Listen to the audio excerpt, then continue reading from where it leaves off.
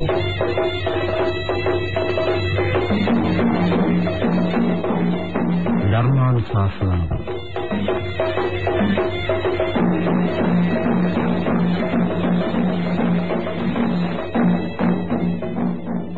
ධර්මානුශාසනාව පවත්වන අද දේශකයන්න් වහන්සේ පූජ්‍යපාද පිටිගල ගුණරතන ස්වාමීන් වහන්සේ.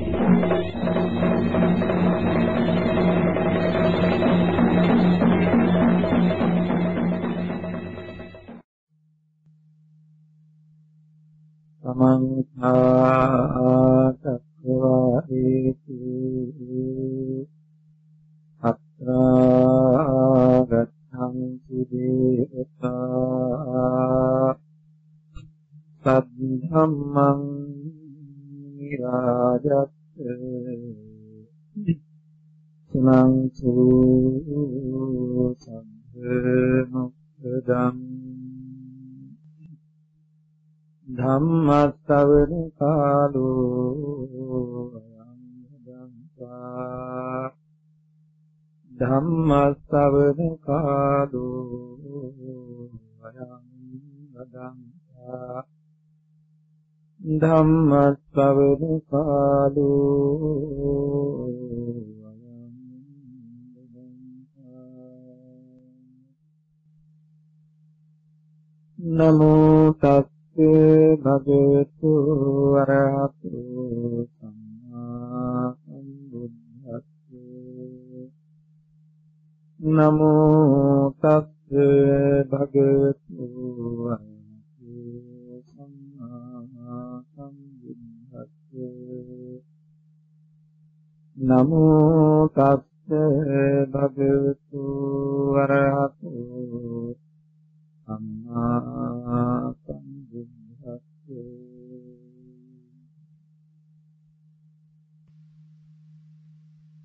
ගෞරවනීය ශ්‍රී හාමුදුරුවන් වහන්සේලාගෙන් අවසරයි ශ්‍රද්ධා බුද්ධ සම්පන්න සසර කන්තරින් ඈතරවන් කමති සදහැති පින්වත්නි අදත් අපි වෙනදා වගේම සුදුසු විදිහෙන් මේ සිකුරාදා රාත්‍රියේහි මේ ස්ථානයේ ලංගුනේ සමීප වුණේ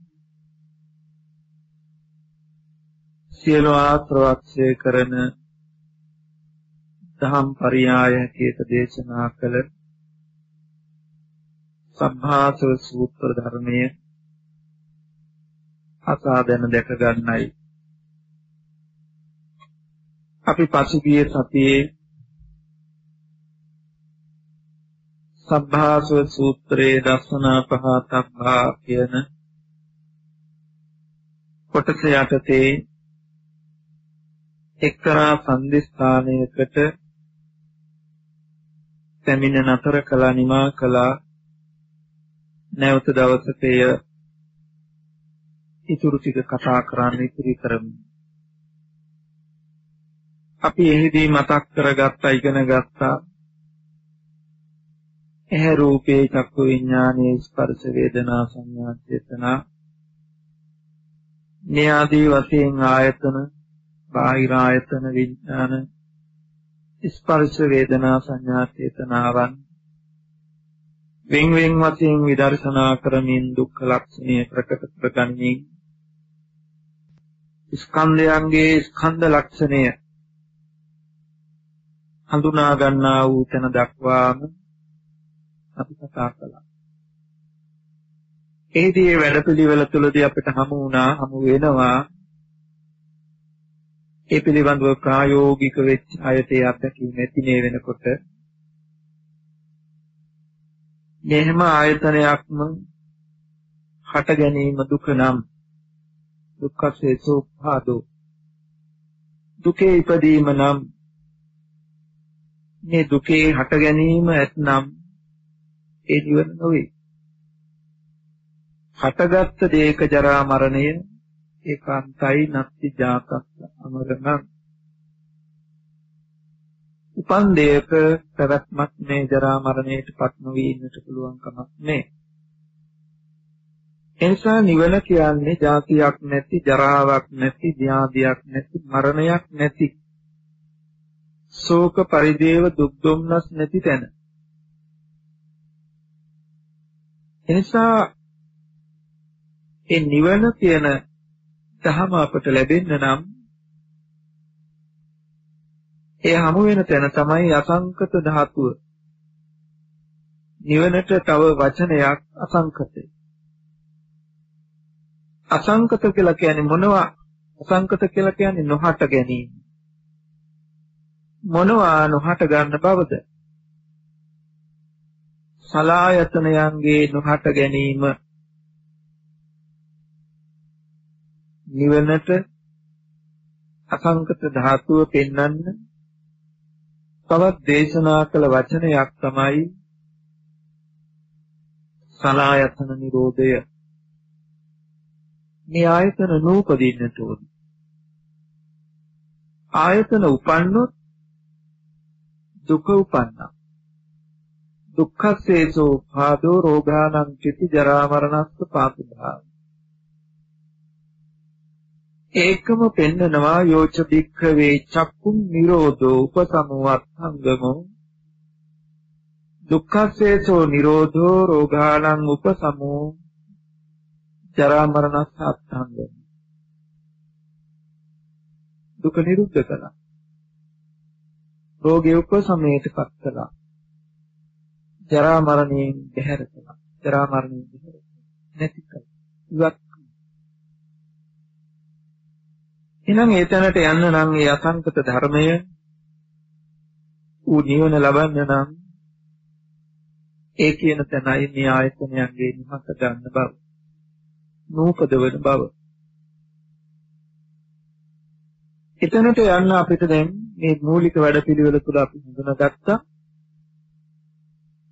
උපදින ආයතනයක්, ආයතනයට ගැටෙන අරමුණක්, ඒ ගැටීම නිසා හටගන්න විඥානයක්, ඒ තින්දනා නිසා එකතු වෙන ස්පර්ශයක්, ස්පර්ශය නිසා හටගන්න වේදනා සංඥා චේතනා. මේ සියල්ලම සංකත ධර්ම, හටගන්න ධර්ම. හටගන්න ධර්මයන්ට පොදු ලක්ෂණය සංකත ලක්ෂණය.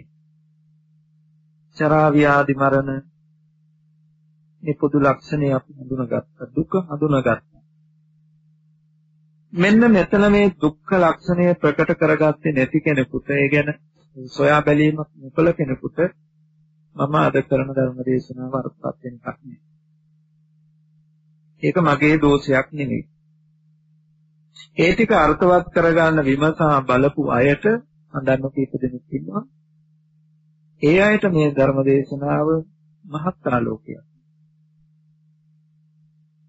උනන්දු වෙච්ච, උත්සාහ වෙච්ච අයට ලොකු ප්‍රතිඵලයක් ලබන්න පුළුවන් උතුම් සත්‍යයක්. ඒ පිළිබඳව අපි පසුව නින්දීමක් කරනවා.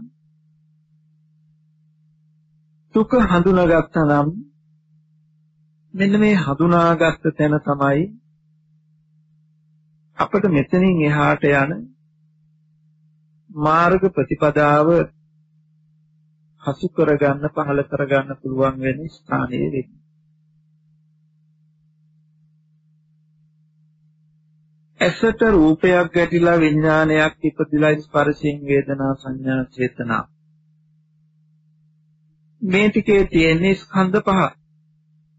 ඇසත් රූපයත් රූපස්කන්ධයට, චක්කු සම්පස්යෙන් හටගන්න වේදනා වේදනා ස්කන්ධයට, රූප සංඥා සංඥා ස්කන්ධයට, සංචේතනා සංකාර ස්කන්ධයට, විඥානයේ විඥාන ස්කන්ධයට යනවා කියලා අපි හත්ති පදෝපම සූත්‍රයට අනුව කල්ැතුවම පැහැදිලි කරලා දීලා තියෙනවා. එතකොට මෙන්න මේ ස්කන්ධයන්ගේ පහළවීම ඇති තන්හි අපට ලැබෙන ඵලයක් තියෙනවා දැකීම. කනත් ශබ්දයක් රූපස්කන්ධයට, ඒ ස්පර්ශය නිසා හටගන්න වේදනා වේදනා ස්කන්ධයට, ශබ්ද සංඥාව සංඥා ස්කන්ධයට, ශබ්ද සංජේතනාව සංඛාර උපාදාන ස්කන්ධයට, සෝත විඥානේ විඥාන උපාදාන. මෙන්න මේ ස්කන්ධ පහළ වෙච්ච තැන තියෙනවා ඇසීම. නාසයත් ගන්ධයත් ගාහන විඥානයක් ඒ ස්පර්ශයත් ඒ ස්පර්ශය නිසා හටගත් වේදනා සංඥා චේතනා. එතනක් තියෙනවා ස්කන්ධ පහේ පහළ වීම. එතන තියෙනවා ගන්ධ දැනීම, සුවඳ දැනීම. දිවත් රසයත් රූපස්කන්ධයේද ජීවා විඥාණයෙන් ස්පර්ශය හටගත් කල්හි ස්පර්ශ නිසා හටගන් වේදනා වේදනා සංදේට රස සංචේතනාව සංඛාරුපාදාන ස්කන්ධයට ජීවා විඥාන විඥාන පාදාන ස්කන්ධය. ඒ ස්කන්ධ පහ ඇති කල්හි තියෙනවා රස දැනීම. කයත් පහසක් කාය විඥානයත් නිසා කාය ස්පර්ශය. ඒ නිසා උපදින වේදනා වේදනා ස්කන්ධය සංඥා සංඥා ස්කන්ධය සංඛාර. ඒ ඇති කල්හි දැනීම පහස දැනීම. සිතත් සිතුවිලිත් ඇති කල්හි මනෝ විඥානය. ඒ ස්පර්ශය ඇති කල්හි හට ගන්න වේදනා වේදනා පාදාන ස්කන්ධයේ සංඥා සංඥා පාදාන ස්කන්ධයට ධම්ම සංචේතනාව සංඛාරුපාදාන ස්කන්ධයට මනෝ විඥාන විඥාන පාදාන ස්කන්ධයට යන්නේ පිටි වස්තු රූපේ රූප ස්කන්ධයට. මේ ආකාරයෙන් ස්කන්ධ පංචකය පහළ වූ කල්හි දැන ගැනීමයි. එතකොට මේ සියල්ල කෙටි කරලා මේ ආයතන හයම කෙටි කරලා ගත්තාම දිට්ඨ සුත මුත විඥාන. දැකීම, ඇසීම, දැනගැනීම. මේ ස්කන්ධයන් ටික හටගත්තේද හටගත් තැන හමු වෙන ඵලය තමයි දකින්න බව, අහන බව, දැනෙන බව දැනගන්න. දකින, අහන, දැනෙන, දැනගන්න බව මෙන්න මේ ඵලය අපට ලැබෙනවා මේ හේතු ටික ඇතිකල්හි. මේ හේතුවත් මේ ඵලයක් දෙකේ පුංචි සියුම් බවක් තියෙනවා බොහොම ප්‍රවේශමෙන් හඳුනා ගන්න. මෙතන දක්වන හේතුවයි ඵලයයි දෙක දෑතට වෙන් කරලා ගන්න පුළුවන් එකකුත් නෙමෙයි. එකට එකතු කරන්න පුළුවන් එකකුත් නෙමෙයි. ලෝකේ සමහර කෙනෙක් මේ දෙක එකතු කරගන්නවා. සමහර කෙනෙක් වෙන් කරලා ගන්නවා. මේ දෙකම දෘෂ්ටි වලට අයිති වෙනවා. ඒතම් ජීවං ඒතම් ශරීරයන්. ජීවයත් ශරීරයත් දෙකම එකයි කියලා ගත්ත දෘෂ්ටියට හුවේ. එකතු කරලා ගන්න. වෙන් කළොත් අඤ්ඤං ජීවං අඤ්ඤං ශරීරං කියලා මිත්‍යා දෘෂ්ටියට වැටෙනවා. මේ මිත්‍යා දෘෂ්ටියට නොඇති මේ ධහම මෙතනදී දකින්න වෙනවා, හඳුනා ගන්න වෙනවා අර දුක හඳුනාගත්ත කෙනා.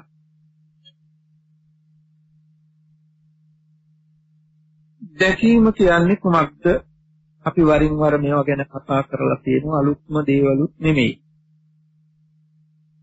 අපි ස්කන්ධ ටික කෙටි කරලා ගත්තාම බුදුරජාණන් වහන්සේගේ දේශනාවට අනුව යමින් ඇසත් රූපයත් චක්කු විඥානයත් ඇති කල්හි දැකී. එතකොට මතක තියාගන්න ඕන මේ ටික මේ තුන කියනකොට ඉතුරු ටික නැතුව නෙමෙයි. මේ ටික එකතු වෙනකොට ස්පර්ශයෙන් වේදනා සංඥා චේතනා එතන කියවෙනවා. ඇසත් රූපයත් චක්කු විඥානයත් ඇති කල්හි දැකී. කනත් ශබ්දයත් සෝත විඥානයත් ඇති කල්හි ඇසී.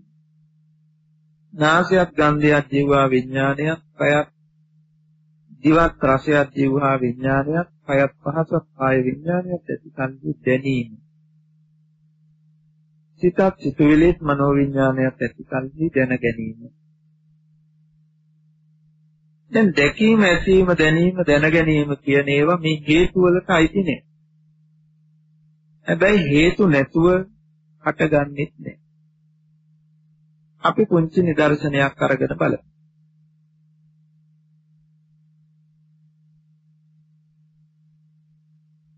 මොළ අපි ගහක් කියන්නේ මොකක්ද කියලා බලමු. ගහ කියන්නේ මුලද? ගහ කියන්නේ කඳද? ගහ කියන්නේ අතුද? ගහ කියන්නේ ඉතිද? ගහ කියන්නේ කොළද? අපි පෙන්නලා ඇහුවොත් මේ කොළද ගහ කියලා මොකද කියන්නේ? කොළ ගහද? ඉති පෙන්නලා ඇහුවොත් මේ ගහද? අතු පෙන්නලා ඇහුවොත් ගහද මේ? කඳ පෙන්නලා ඇහුවොත් ගහද මේ? මුල පෙන්නලා ඇහුවොත් ගහද මේ? එතකොට ගහ කියන්නේ මුලක් නෙමෙයි, කඳක් නෙමෙයි, අතුත් නෙමෙයි, ඉතිත් නෙමෙයි, කොළක් නෙමෙයි. එහෙනම් ගහ කියන්නේ මොකක්ද? එහෙනම් ගහ කියන්නේ මොකක්ද?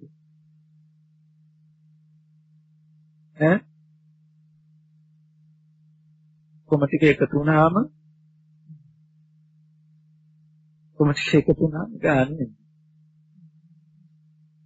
ඔව් හරි අපි ඉන්නේ එතන තමයි. ඔක්කොම ටික එකතු වුණාම අපිට ගහ ඊළඟට අපි අනිත් පැත්තට හැරිලා කියනවා ගහේ කොළ, ගහේ ඉති, ගහේ අතු, ගහේ කඳ, ගහේ මුල. දැන් බලන්න ගහ කියන තැන උපදිනකන් මුලක් ගහ නෙමෙයි, කඳක් ගහ නෙමෙයි, අතුත් ගහ නෙමෙයි, ඉතිත් ගහ නෙමෙයි, කොළක් ගහ නෙමෙයි. දැන් යම් විදියකින් ගහ කියන අදහස ආවට පස්සේ කොළක් ගහේ, ඉතිත් ගහේ, අතුත් ගහටයි අයිති, කඳක් ගහටයි අයිති, මුලත් ගහටයි. ගහ කොහෙද තිබෙන්නේ? දැන් මොකටින් අයිතිකාරයා වුණා මේ ඔක්කොම ඒවා. මුල අපි හොයාගෙන යනකොට මුල ගහක් නෙමෙයි, කඳ ගහද නෙවෙයි, අතුද ගහ නෙවෙයි, ඉතිද ගහ නෙවෙයි, කොළද ගහ නෙවෙයි. ඔක්කොම එකතු වුණාම ගහක් හැදුනා. හරි. දැන් ගහ හැදුනා. දැන් ඊළඟට ගහේ මුල, ගහේ කඳ, ගහේ අතු, ගහේ ඉති, ගහේ කොළ. හරිද? උතනනේ අපි ඉන්නේ නේද? උතන වැරද්දක් තියෙනවා කියලා පේනවද?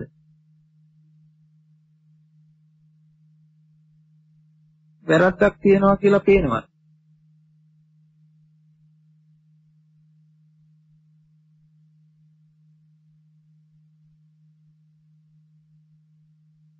වැරද්දක් තියෙනවා කියලා හිතෙන්නේ නැහැ. හොඳයි අපි තව එකක් අරගෙන බලමු. සීනි, තේකොළ, ඉඟුරු, උණු වතුර. හතරක්. මේ හතර එකතු වුණාම තේ එකක් තමයි. දැන් තේ එක කියන්නේ සීනිද? තේ එක කියන්නේ උණු වතුරද? තේ එක ඉඟුරුද?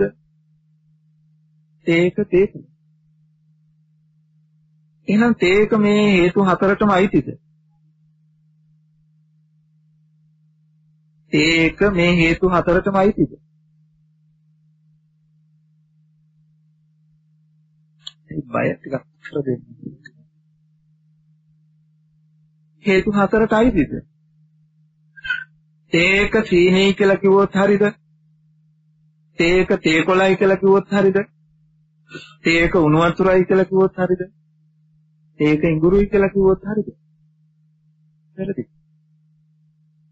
එහෙනම් තේ එකයි සීනි තේකොළ ඉඟුරු උණු වතුරයි වෙනසක් තියනවද මොකක්ද? සීනි තේකොළ ඉඟුරු උණු වතුර නැතුව තේ එකක් කියන ධර්මතාවයක් හටගනීද? එහෙම හටගන්නෙත් නැහැ. හැබැයි තේක සීනි වලට අයිතිත් නැහැ. තේකොළ වලට අයිතිත් නැහැ. ඉඟුරු වලට අයිතිත් නැහැ. කුණු වතුරට අයිතියකුත් නැහැ. ඒක මේ එකකටවත් අයිතිත් නැහැ. හැබැයි මේ හේතු නැතුව තේකක් කියලා යමක් හම්බ වෙන්නේ නැහැ. එතකොට අපිට තේකක් කියලා යමක් ලැබෙන්නේ මේ හේතු හතරම වැය වෙලා. මේ හේතු හතර වැය වෙච්ච තැන, එකතු වෙච්ච තැන, සංයෝග වෙච්ච තැන අපිට තේකක් හම්බ වෙලා. එතකොට අපි ඇලුම් කරන්නේ, තණ්හා කරන්නේ සීනි වලටද, තේකොළ වලටද, ඉඟුරු වලටද, උණු වතුරටද? රසයි කියලා කියන්නේ සීනියද, තේකොළද, උණු වතුරද, ඉඟුරුද? තේක. එතකොට තේක සීනිත් නෙමෙයි නම්, තේකොළත් නෙමෙයි නම්, ඉඟුරුත් නෙමෙයි නම්, උණු වතුරත් නෙමෙයි නම්, තේක කියන්නේ. අපි ඇලුම් කළ දේ කුමක්ද? මෙන්න මේක තමයි දකින්නහම දැනගන්න දෙයතෝ දැනගත්ත මේ කියන්නේ ඕන කරන දැනීම මෙතනයි. මෙන්න මේ සීනි, තේකොළ, ඉඟුරු, උණු වතුර කියන ධර්මතා හතර යෙදිලා වැය වෙලා තේක කියන ඵලයක් ලැබිලා. තේක මේ හේතු වලට අයිති එකක් නෙමෙයි. සීනි වලට අයිතිත් නෑ, ඉඟුරු වලට අයිතිත් නෑ, උණු වතුරට අයිතිත් නෑ, තේකොළ වලට අයිතිත් නෑ. මේන් බැහැර වූවකුත් නෙමෙයි. මේ ටික නැතුව තේකක් කියලා එකක් හම්බ වෙන්නේ නැහැ.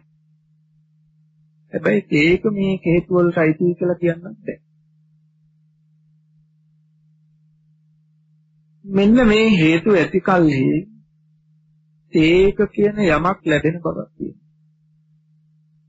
අපි ලෝකේ ඇලුම් කරලා තියෙන්නේ, ගැටිලා තියෙන්නේ තේක. සීනි, තේකොළ, ඉඟුරු, උණු වතුරත් එක්ක නෙමෙයි. අපි ඇලුම් කරලා තියෙන්නේ, ඒක නිරසයි කියලා ප්‍රතික්ෂේප කරලා ගැටිලා තියෙන්නේ තේකත්.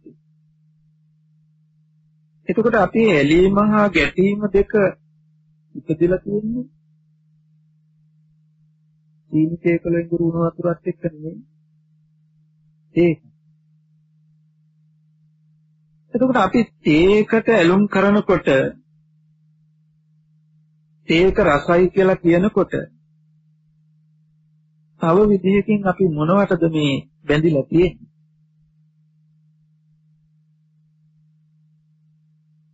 තේක රසයි කියලා තණ්හාවෙන් උපාදාන වෙනකොට අපිට මොනවද අහුවෙලා තියෙන්නේ? සීනි, තේකොළ, ඉඟුරු, උණු වතුර. තේක කියලා අල්ලගන්න යමක් තියෙනවද මේ හේතු වලින් තොරව? මේ හේතු ටික හැර තේක කියන ඵලයක් තියෙනවා. නමුත් අපිට මේ ටික මේ හේතු හතරෙන් වෙන් කරලා වෙනම අතකට ගන්න පුළුවන්. ගන්න පුළුවන් කමකුත් නැහැ. මෙන්න මේක තමයි මම කියුවේ, මෙන්න මේ හේතුවක් ඵලයක් තියෙනවා, බොහොම සූක්ෂම තේරුම් ගන්න වෙනවා. මේ ටික සියුම්ව තේරුම් ගන්න පුළුවන් වුණොත් ඔබට පුළුවන් දිනන්න. ඒ වගේම බලන්න දැන් ගහක්, මුලක්, කඳක්, අතුත්, ඉතිත්, කොළක් මේ එකක්වත් ගහ නෙමෙයි. නමුත් මේ ටික යෙදිලා වැය වෙලා අපිට ගහ කියන ඵලයක් ලැබිලා තියෙනවා. හැබැයි දැන් අපි අනිත් අතට බැලුවොත් ඵලය මේ හේතු එකකටවත් අයිතිද කියලා? ගහ මුලද, ගහ කඳද, ගහ අතුද, ගහ ඉතිද, ගහ කොළද? එකක්වත් නෑ. මේ හේතු එකකටවත් ගහ කියන ධර්මතාවය අයිති නෑ. නමුත් මේ ටික යෙදුණු තැන අපිට ගහ කියන ඵලයක් දැකීමක්, දැන ගැනීමක් හොඳට තේරුම් ගන්න. ඇහත් රූපයත් චක්කු විඥානයත් ස්පර්ශයත් වේදනා සංඥා චේතනා. කෙටියෙන් මතක් කළා නම් ඇහත් රූපයත් චක්කු විඥානයත් ඇති කල්ලි දැකීම කියන ඵලයක් ලැබෙනව නේද? මුලත් කඳත් අතුත් පිටිත් පොළත් ඇති කල්ලි ගහක් කියලා යමක් ලැබෙනවා වගේ. ඇහත් රූපයත් චක්කු විඥානයත් ඇති කල්ලි දැකීමක්. දැකීම ඇහැද නෙවෙයි. දැකීම රූපයද නෙවෙයි. දැකීම චක්කු විඥානයද නෙවෙයි. ඒක සීනිද නෙවෙයි, තේකොළද නෙවෙයි, ඉඳුරුද නෙවෙයි, නිවත්ද නෙවෙයි. ඒ ධර්මතාවයක් තියෙනවා මේ ඇති කල්හි මේ වේ අස්මින් සති ඉදං හෝති. අස්මින් අසති ඉදං නොහෝති. මේ හේතු ඇති කල්හි මේ බඳු ඵලයක් හට ගන්න බවකුත් තියෙනවා. මේ හේතු නැත්නම් ඒකල තීන් තේකොළෙන් ගුරු පිට නැත්නම් ඒක තුළ ඵලය ධර්මතාවයක් අත්හම්බ වෙන්නේ නෑ. මේ නැති කල්හි මේද නොවේ. මේ ඇති කල්හි මේද වේ. නසුප්පාදායං උප්පටි. මේ ඉපදීමෙන් මේ හට ගැනීම. මේ නිරුද්ධ වීමෙන් මේද නිරුද්ධ වේ. නසු නිරෝධායං නිරුද්ධති. එතකොට එහෙනම් දැන් ඔන්න මේ උපමා ටික හොඳින් තේරුම් ගන්න. අපි දැඩි කොට මේ දෘෂ්ටියට බැසගෙන ඉන්න නිසා, සක්කාය දෘෂ්ටියේ බැසගෙන සිටින නිසා අපිට මේක එකක් අප්‍රකට තැනක් වෙන්න පුළුවන්. ටිකක් එහාට මෙහාට එකතු කරලා සම්බන්ධ කරලා සිතින් විමර්ශනය කරලා බැලුවොත් මේක තේරුම් ගන්න අමාරු නෑ. අමාරු දෙයක් නෙවෙයි. දැන් මේ අප ඉදිරියේ තියෙන මේ උපකරණය ඔබ දකිනවා මේසයක්. ඔබට පේන්නේ මේසයක්. මේ කකුල් හතරක් තට්ටුවක් කියලා වෙන වෙනම පේන්නේ නෑ. මේ ටික රාශි වෙච්ච බවක් විතරයි ඔබට පේන්නේ. මෙතන කකුල් හතරක් තියෙන ඒ මත කවියුන් තට්ටු. දැන් ඒව වෙන වෙනම හඳුනා ගැනීමක් නෑ. මේස කියන දැකීම, මේස කියන දැන ගැනීම එන්න පුළුවන්ද මේ කරුණු පහ එකතු නොවුනන? මෙතන මේ කකුල් හතර නොතිබුණා නම්, මේ තට්ටුව නොතිබුණා නම්, මේන් කීපයක් හෝ අඩු වුණා නම් මේස කියන අදහස උපදීද? ඒක හැට ගැටෙන. එහෙනම් මේස කියලා යමක් දකින්න මේ අංග ටික මෙතන එකතු වෙලා තියෙනවා. ඒ වගේම මේස කියන දැකීමට එන්න බෑ ඇහැ නැතුව, ඇහැට රූපය ගැටෙන්නේ නැතුව, චක්කු විඥානයේ පහළ වීම නැතුව දකින්න බෑ. හැබැයි දකින්නවා කියන කාරණාව මේ හේතු එකකටවත් අයිති කියලා පනවන්නත් බෑ. දැකීම ඇහැ කියලා කිව්වොත්, දකින්නේ ඇහැයි කියලා කිව්වොත් රූපේ නැතුව චක්කු විඥානයක් නැතුව දකින්න පුළුවන්. දකින්නේ රූපයයි කියලා කිව්වොත් ඇහැ නැතුව විඥානය නැතුව දකින්න පුළුවන්. දකින්නේ විඥානයයි කියලා කිව්වොත් ඇහැ නැතුව රූපේ නැතුව දකින්න පුළුවන්. මේ හේතු නැතුව දැකීම කියන ඵලයක් ලැබෙන්නේ නැහැ. හැබැයි ඵලය හේතු වල සායිති නැහැ. මේ ඇති කල්හි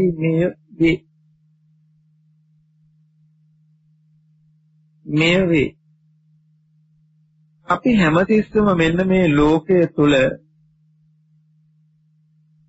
ඇලීම් ගැටීම් වලට ගිහිල්ලා තියෙන්නේ සියලු ආශ්‍රවයන්ගේ පහල කර ගැනීම සිද්ධ වෙලා තියෙන්නේ මේ දකින අහන දැනෙන දැනගන්න කියන කරුණු හතරක් එක්ක. දිට්ඨ සුත මුත විඤ්ඤාත, මේ කරුණු හතර හඳුනාගත් කෙනාටයි ආශ්‍රවක්ෂය කරන ප්‍රතිපදාව හම්බ වෙන්නේ. මේක හඳුන ගන්නකොටම දිඨාසවයේ ගෙවෙනවා. දිඨාසවේ සක්කාය දිට්ඨි විචිකිච්ඡා සීලබ්බත පරාමාස තුන් සංයෝජනයෝම දුරු වෙනවා. මේ දහම දැක ගන්නකොට දැන ගන්නකොට. එහෙමනම් දැන් අපි කොහොමද මේක හඳුනාගන්නේ? දැන් අපට තේරෙනවා දැන් උපමා කීපයක් තියෙනවා. ඇහත් රූපයත් චක්ක විඥානයත් ඇති කල්පී දැකි. අතු ඉති කොළ මුල් කඳ ඇති කල්පී ගහක් ලැබෙනවා. සීනි තේ කොළ ඉඟුරු උණු වතුර ඇති කල්පී තේ එකක් හම්බෙනවා. තෙලුත් තිරයක් දැල්ලත් ඇති කල්පී ආලෝකයක්. ගහක් පොළවත් ආලෝකයක් ඇති කල්හි සෙවණැල්ලක්. කණ්ණාඩියත් රූපයත් ආලෝකයක් ඇති කල්හි ප්‍රතිබිම්බයක් හම්බෙනවා. දැන් අපි මෑත භාගයේ ගත්ත නිදර්ශන උපමා ටික ඔක්කොම ටික දැන් මෙතනට යොදා ගන්න. දැන් ප්‍රතිබිම්බය කියන්නේ කණ්ණාඩියද රූපයේද ආලෝකයේද? පෙර ඇසූ ධර්මයේ සිතන. ආලෝකය කියන්නේ තෙල්ද තිරේද දැල්ලද විමසා බලන්න. සෙවණැල්ල කියන්නේ පොළවද ගහද ආලෝකයේද?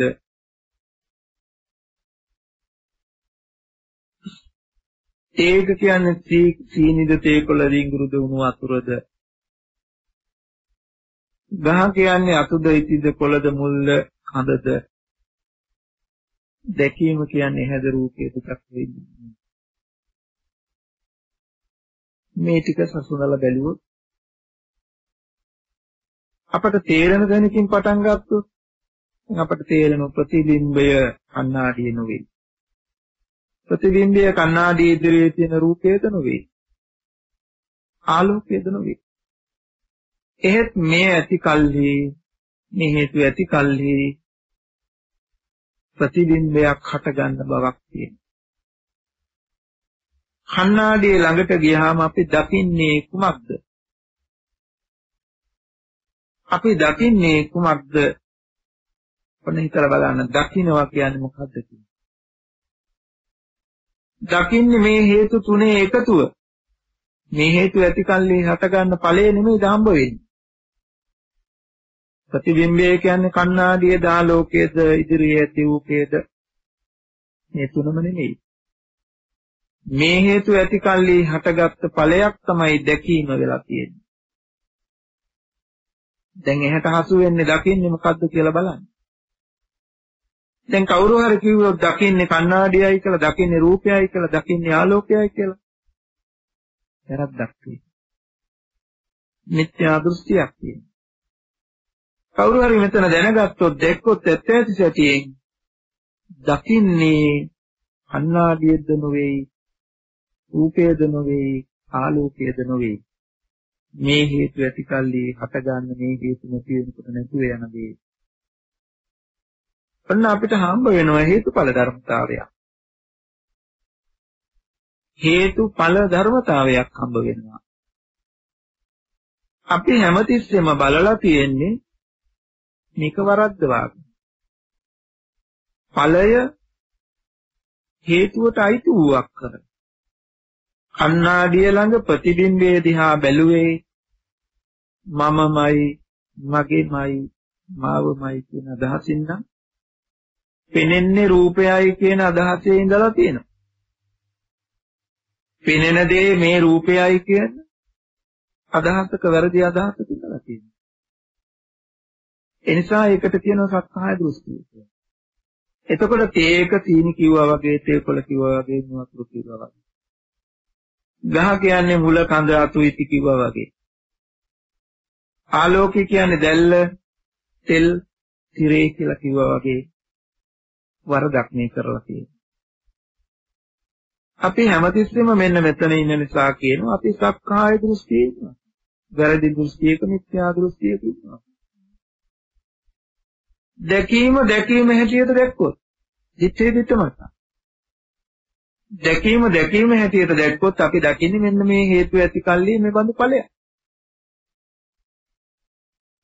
එතකොට බුදුරජාණන් වහන්සේ දේශනා කරනවා හේතුක චක්කු විඥානයත් ස්පර්ශයත් වේදනා සංඥා චේතනා මෙන්න මේ ස්කන්ධ ටික ඇති කල්හි ගැටීමක් තියෙනවා.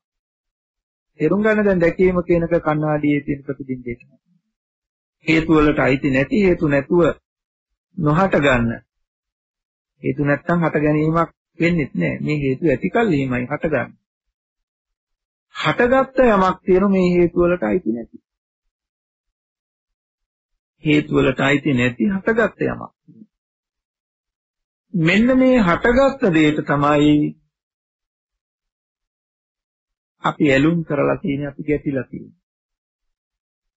එතකොට මේ හටගත්ත දෙයින් අපට වැහිලා තියෙන හේතුව. කියලා නිතර ගත්ත උපමාවක් තියෙන මෙතන සම්බන්ධ කරගන්න. මැටි ඇති තැන හාවෙක් දකින්න. මැටි ඇති තැන ඇතෙක් දකින්න. ඇතෙක් දකින්න හාවෙක් දකින්න අපි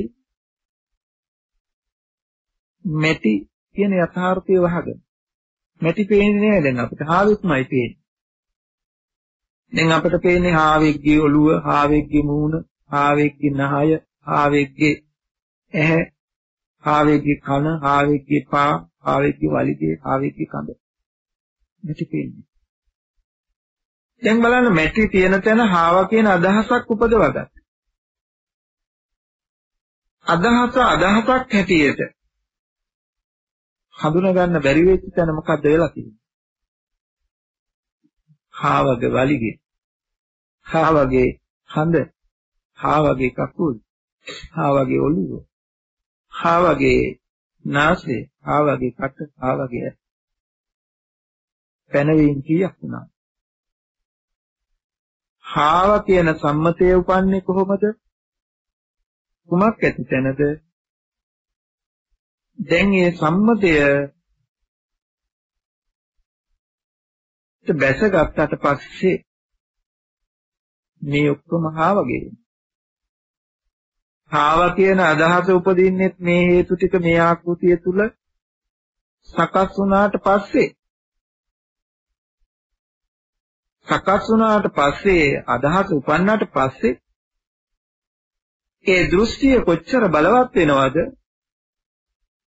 හාවගේ මේ ඔක්කොම හාවගේ හාවට අයිති දේවල් බවට. මේව තමයි ඔය රූපං අත්තතෝ සමනුපස්සති රූපවන්තං වාත්තානං අත්තනීවා රූපං රූපස්මින් වාත්තානං කියලා ඔය 20 ආකාරයකින් සක්කාය දෘෂ්ටිය හඳුන්වලා තියෙන්නේ මේවා තමයි.